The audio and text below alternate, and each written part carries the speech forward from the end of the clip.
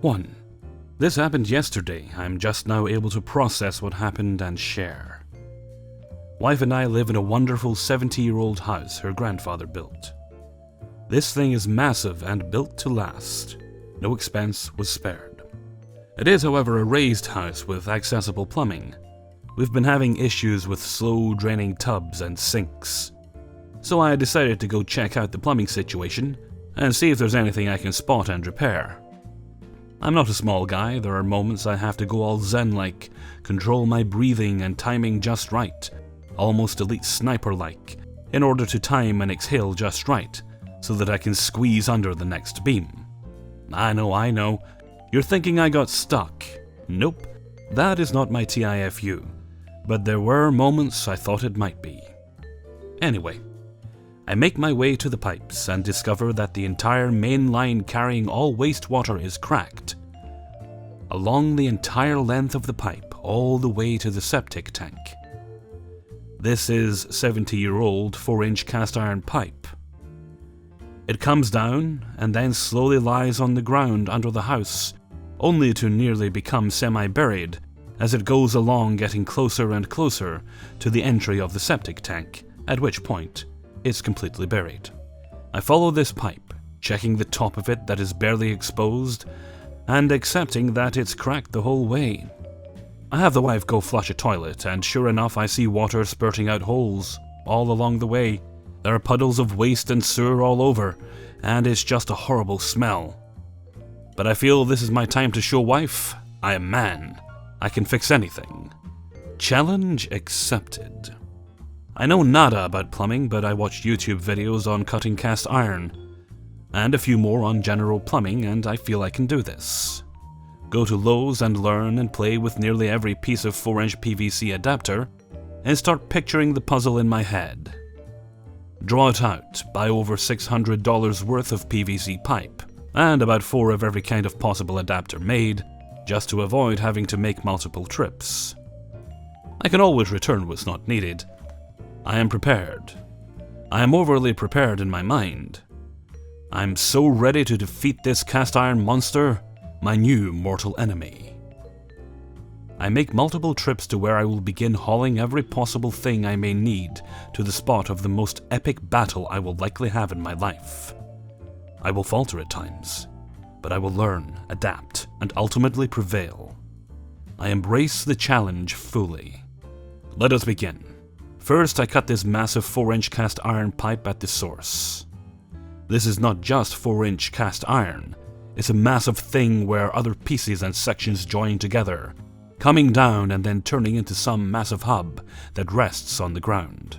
I need to cut it so I can move it out of the way in order to attach the new PVC and build out the rest. Cutting cast iron is what I figure will be the hardest part. Being able to wrangle with the saw, position myself, and get a nice clean cut, allowing me to easily attach the new PVC.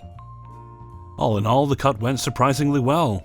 Nice clean cut, a bit of fighting and time consuming, but ended up good. I was feeling pretty damn proud of myself at this point. The war had just begun, but this first battle went well. I then tried pushing and pulling on this gigantic cast iron boot of a thing. I figured the pipe on the ground was old and rusted out with the cracks, would probably allow me to easily move this thing once the cut was done. I was wrong. This wasn't budging, not in the least. Despite the rusty old cracked pipe, no amount of physical brute upper body strength of mine could even make this thing move 1/8 of an inch. At this point I decide, use my legs. Pretty strong legs. I just need to move this thing and I'm going to be able to start making some serious progress. Get myself all turned around and on my back. Kick and kick. Nada. What the fuck? I start trying different angles and bracing myself against beams and kick, kick, and kick. Whoa. It's budging. I am going to do this. Kick, kick, kick. Come on, you piece of shit. Kick, kick, oh yeah. Going to win this battle. Kick, kick, kick, kick. At this point, I feel I'm a transformer in a Michael Bay movie. tangling with a Decepticon in a fight to the death. Kick, kick, kick, and then it happened. It broke free, and in that glorious moment the frenzied kicking Decepticon battle turned into a slow-mo shot as the kick broke the pipe free, but swinging the pipe portion into my general direction. No, I did not get hit by the pipe. It was much, much worse. As the open end of the pipe shifted to face me with all the force I had behind it, the contents of said pipe were free to also swing in my direction. Slow-mo. Turd flying straight at me, with no place for me to move. I'm still braced against beams, and splat! This caused me to then gasp in sheer and utter horror, allowing a fine mist of turd juice that hadn't travelled at the same rate of fire as the turd to enter said opened mouth. I instantly began heaving and gagging and heaving. I cramped up so bad from this disgust as I feel I went from an abdominal keg to a six-pack in 1.2 seconds flat. At this point it was no longer a Transformers movie, and instantly turned into Indiana Jones, Raiders of the Lost Ark. I would have been happy to have my face just melt off at this point, as I couldn't imagine living with the horror of knowing a turd was caked over my face. I got out from under the house so fast, I don't even remember how. Proceed to take the hottest shower I could with all my clothes on, just to get this unspeakable horror off of me. 2. So let's get this party started. Back in high school, I was a very stupid kid. Like, really stupid. That one kid in the class who would laugh at anything. I was often the teller of unfunny jokes, the bane of many of my friends. So begins the story of the Chipmunk War. One day I was doodling in my friend's journal when I came up with the brilliant idea of doodling a silly picture of Alvin from Alvin and the Chipmunks in it. My friend found this funny.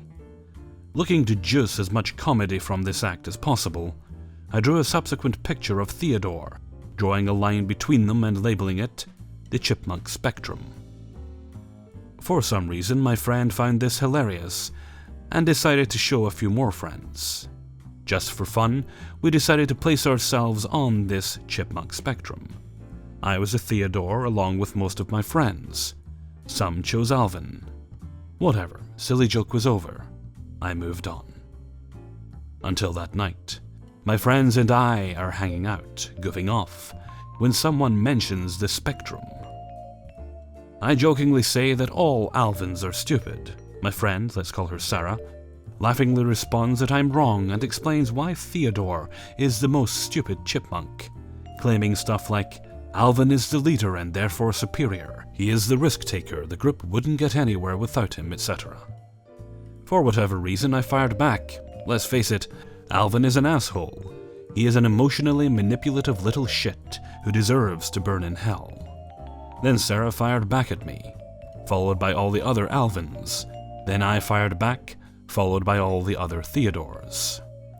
Soon a friendly discussion became a 2-hour heated dispute, each side screaming at the other.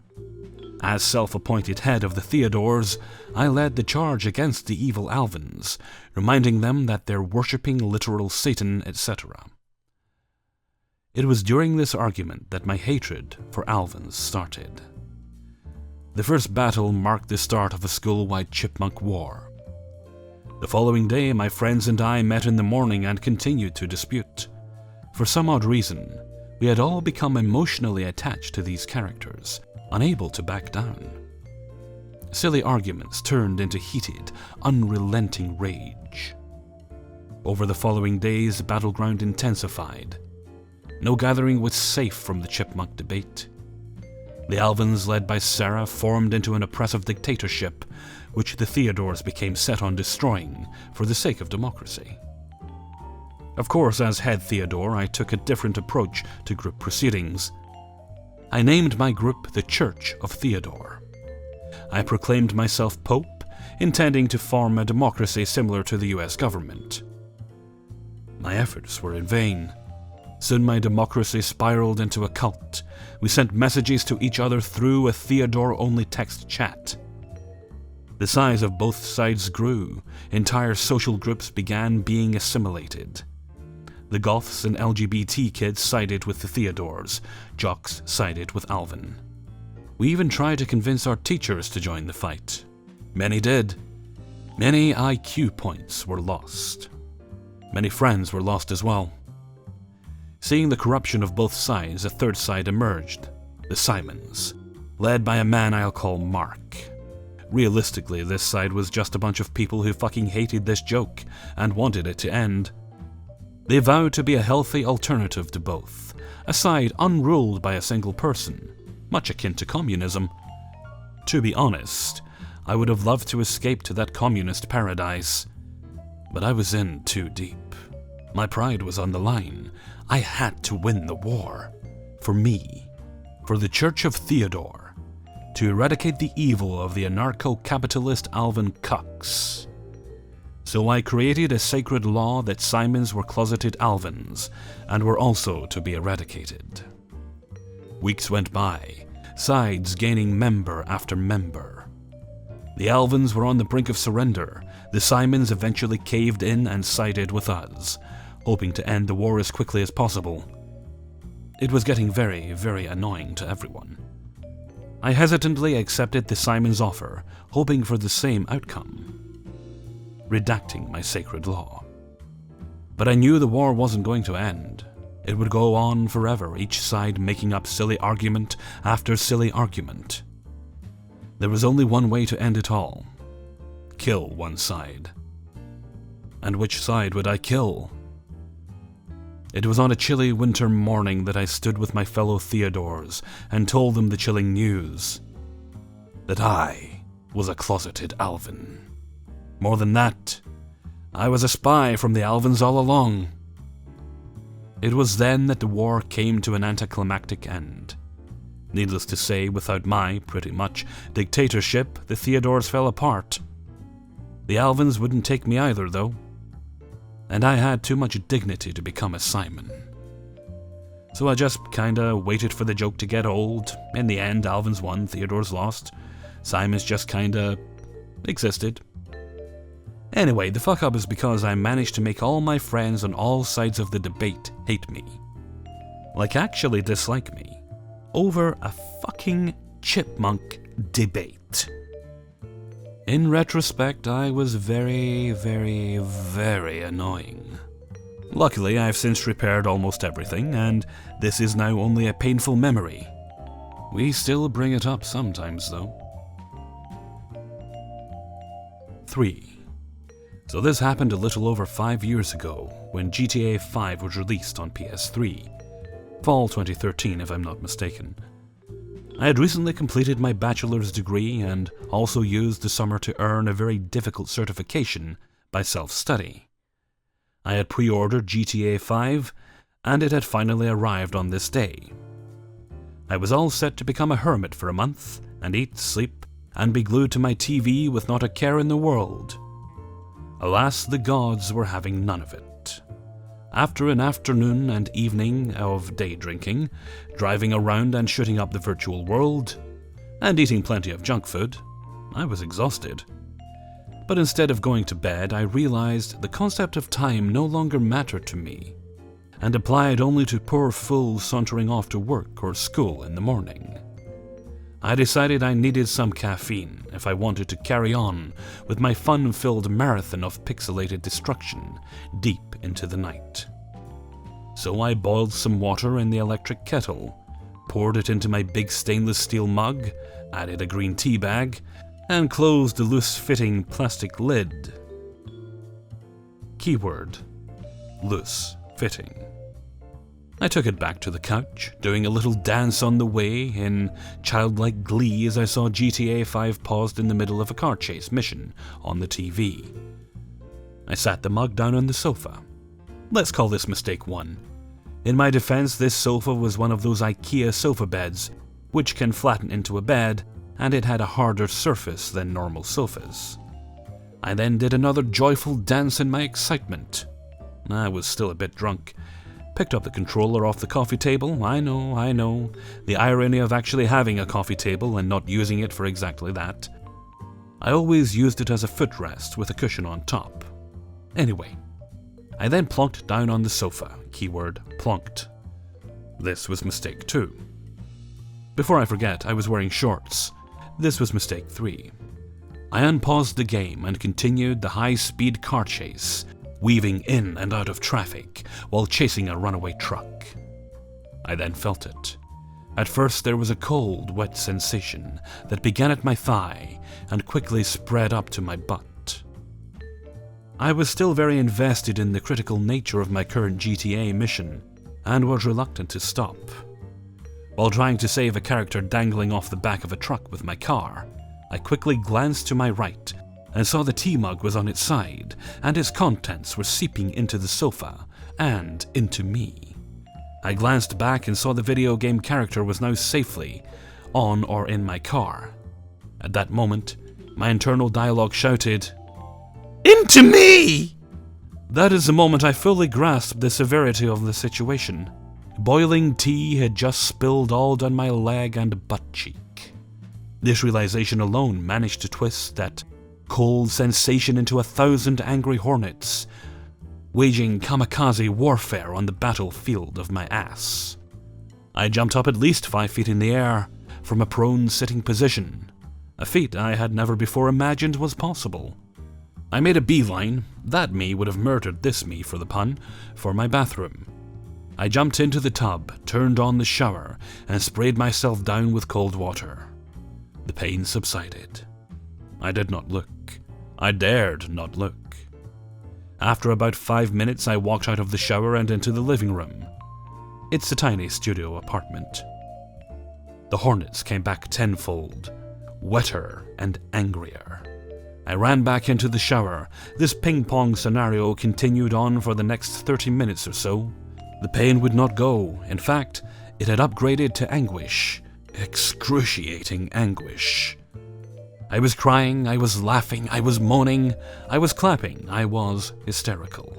It is pertinent to mention that I was in a country in the Middle East, hence I decided I could not go to the hospital in my still tipsy condition and in the middle of the night. I walked around and Googled. The internet informed me that I should put saran wrap or plastic bags on the burnt area to keep it cool. I had no saran wrap, so I emptied the contents of my kitchen's plastic bag drawer and proceeded to mummify my thigh and ass. Then I decided to sleep it off. This was the 4th and final mistake. Trying to sleep was almost impossible. I did not want to take any painkillers since I still had quite a bit of alcohol in my system. I just lay there, constantly switching positions, trying to find some semblance of respite so I could doze off. I cried a whole lot more. I screamed, I cursed the hell out of all the known and unknown gods. I swore at my parents for ever procreating, and after what seemed a damned eternity in hell, I was miraculously, finally, asleep. I woke up the next day to the rustling of plastic bags and lamented that it all hadn't just been a nightmare. I stood up, walked to my dresser and thought, okay, let's finally take a look. If it's not too bad, I'll be calm and go down to the clinic, get recommended an ointment, and I'll be back up to continue enjoying GTA and my vacation. I unwrapped the plastic bags and looked. I then called a cab to take me to the nearest hospital and its emergency ward. In the words of Willem Dafoe's character from Boondock Saints, there was a firefight! the skin on my entire right butt cheek and all the way down to my thigh till the back of my knee was loose, wrinkly, brown, and had liquid water? Pockets, not just tiny boils, but giant pockets of water, like golf ball size. These pockets were partially of water and they were kind of just hanging. I thought, you are fucked for life, buddy. Game over. Got to the emergency ward. Nurse took me to one of those small rooms where they normally take blood pressure and weight, and ask your symptoms so they can prepare the doctor. I dropped my pants and pointed. I saw her expression go from curiosity to shock and awe in about 0.5 seconds. She pointed me to the police office inside the hospital and told me I would need to file a report first. Confused, I limped over there, verbally explained what happened. They didn't understand.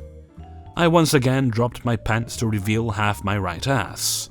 Shock and awe again, which then turned into unconcealed smiles and barely contained laughter. The main police dude asked if I was married. I said no. He asked that if this wasn't a domestic dispute, then who did this to me? I said I did this to me. I don't think he believed me, so he asked one last time, "You don't want to file a case?" I said no, I want to see a doctor, please. More snickering from them, and I was told to go back to the nurse. Finally, the doctor saw me, and even he was skeptical about the wrath of a homely little mug of tea causing so much destruction. He matter-of-factly said I had second-degree burns. He then cleaned me up, gave me a tetanus shot, and prescribed some painkillers and ointments. He also informed me that if I had come the night before, it would have been much better. I thanked him for his medical assistance and astute observation, and left. For the next month I couldn't sit on my ass, and I had to visit a clinic to have more doctors and nurses barely contain their laughter while changing my bandages and asking me questions about the tea incident.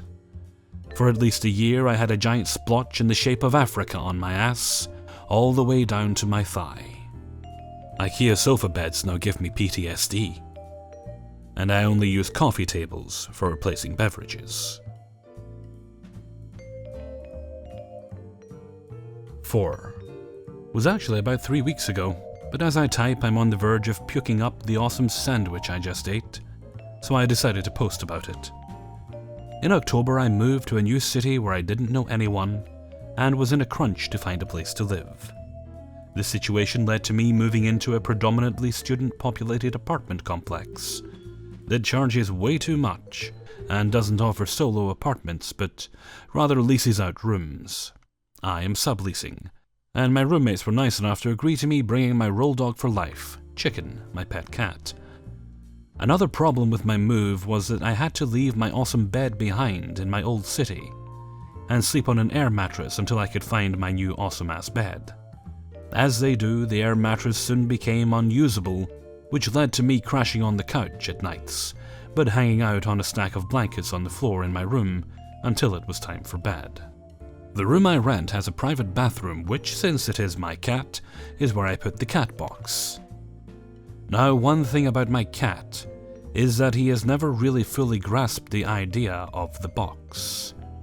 He knows to go there to poop and stuff, but burying it has always been a struggle for him, and usually he just sort of flicks around the litter, which gets all over the floor because I haven't gotten him a box with a rim or lid yet because I suck. So every time I walk into my bathroom in bare feet, a few grains of litter stick and I have to wipe them off. So one day, one terrible-ass day, I am sitting on my blanket pile watching YouTube and eating some sour gummy things that were super good. I get to the end of the bag and pull out the remaining few things and set them next to me so I don't have to dig into the bottom of the bag again. It was the last gummy, I think, but either way I was eating one and trying not to chew it, so I could really savor the taste. I was just letting it dissolve in my mouth when all of a sudden, I felt something really hard with my tongue. I assumed it was a tooth fragment as I had recently discovered a cavity, and I was scared that it had just gotten worse. I figured if it wasn't that, it must be a piece of food that somehow had been there since my last meal. So working under these assumptions, I did what I always do, and I moved the bit to the front of my mouth where I held it between my front teeth, and inspected it with my tongue. It didn't really have any taste, yet, and I assumed it was a tooth bit, but just to be sure, bit down with my front teeth. I don't want to say it exploded because that implies some sort of force behind it that wasn't there, but it spread. I bit it, and it collapsed and spread. Suddenly, it has very much taste. A strong, new taste that left me puzzled at first as to what it might be. For the first few minutes I was guessing it was a bit of some spice that was in the pasta sauce I had eaten earlier. I figured fennel because fennel seeds taste like shit if you bite into them. But I've done that before and I didn't remember it tasting like this. This tasted more like chemicals and had a sandy texture once I broke it. I don't remember how long it was exactly, but at some point it hit me that it was actually a grain of litter. One must have been stuck to my foot after the last time I went to the bathroom. Then it got onto my blanket. And when I set the gummy things onto the blanket, it just so happened to be where that single grain ended up. I felt nauseous instantly, like a strong "oh fuck, I'm going to puke" feeling that I'm surprised didn't come to fruition. For the rest of the night, I was ruined though. I couldn't get the taste out of my mouth, or the thought out of my head. I would get a slight whiff of litter and be back to how I felt initially, only probably worse because it was so amplified through the magnifying glass of hindsight. I had eaten one litter grain, but as far as my brain was concerned, I may as well have eaten a whole bag. The next day wasn't much better. I felt nauseous on and off all day, and almost puked a few times. I wanted nothing more than to stop thinking about it, but I couldn't. It was a song stuck on repeat with no stop button. Now, all these days later, I am still ready to vomit when I smell the litter, or think about this all for more than a passing thought. It's probably scarred me for life, and every time I smell litter now, somewhere inside my head, there will be a part that wants to puke and cry. 5. So this happened when I was about 15. A couple of my friends came over to my house one day after school. I had a couple of those Estes rocket engines left over from a craft store rocket kit.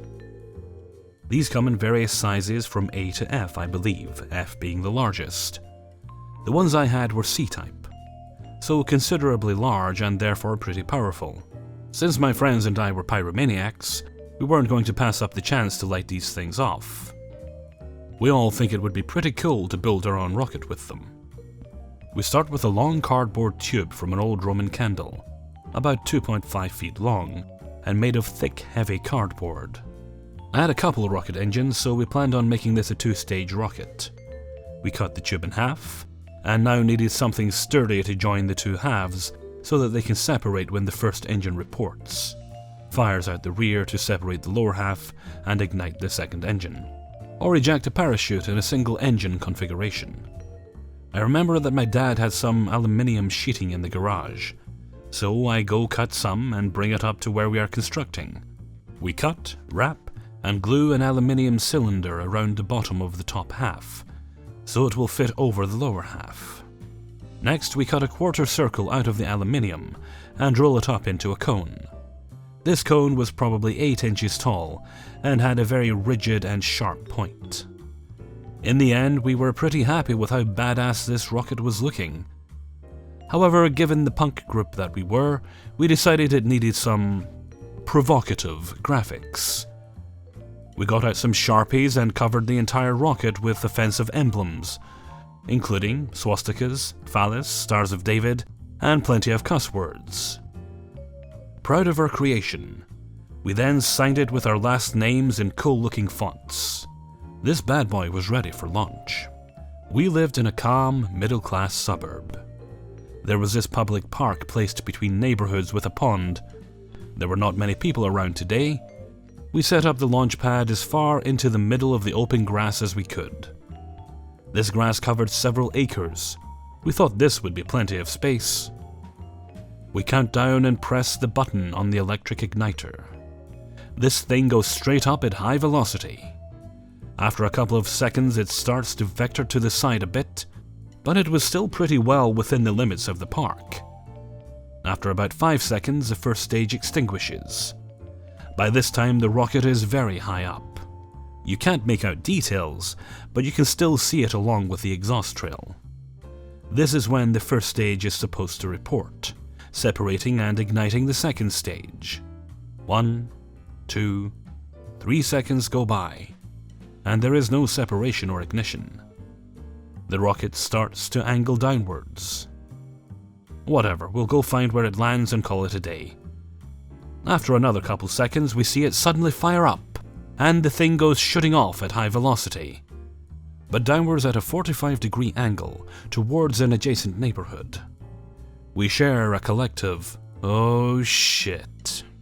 One of my friends had a car. We hopped in and went looking in the area we thought it went. We drive past a house and see smoke coming from someone's front yard, with a small crowd of people standing around it. Scared for what we have done, we book it out of there and my friend drops me off at home. After maybe 45 minutes, there's a knock on my door. My parents aren't home, and my older sister answers. She calls up to me saying it's for me. I go down, and there are 3 officers standing outside. They ask my name, I say yes. They ask me to come outside before they put me in handcuffs and tell me to sit down. They start asking me questions like, "Are you affiliated with any terrorist organizations? And if I had any intentions of hurting anyone?" I say no. They ask me about a missile. I admit that it was mine, but that I didn't mean for it to be dangerous. After some more radio chatting, they tell me they're going to wait for my parents to get home. I sit outside in handcuffs with the police. When my parents got home, I explained to them and the police what happened and that I didn't mean to cause any harm. After talking to my parents, they let me out of the cuffs, gave me some words, and left. My parents started explaining to me that the people who lived at that house were Jewish, that the rocket had planted itself almost a foot into the ground, and that the mother was outside mowing the lawn when it happened. They compelled me to go and talk to the mother, who thought she was being attacked and was almost hit by her unintentional weapon. The apology was very one-sided. She was scared for her life. I ended up being grounded for a month. I heard my friends got similar treatment. Hey everybody, Hellfreezer here, and thank you very much for listening to 5 True Embarrassing Stories, episode 61. Thank you very much to everybody who allowed me to use their stories in this video. Alright, I'm going to keep this outro short and sweet. It is the weekend, so I hope if you're fortunate enough to have the weekend off, you're having a nice relaxing time. If you happen to be working, well, I hope you enjoy your work, and if you don't, I hope it goes speedily for you. Okay, and with that, I'm going to head off for now, so until next time, thank you very much for listening, and take very good care of yourselves.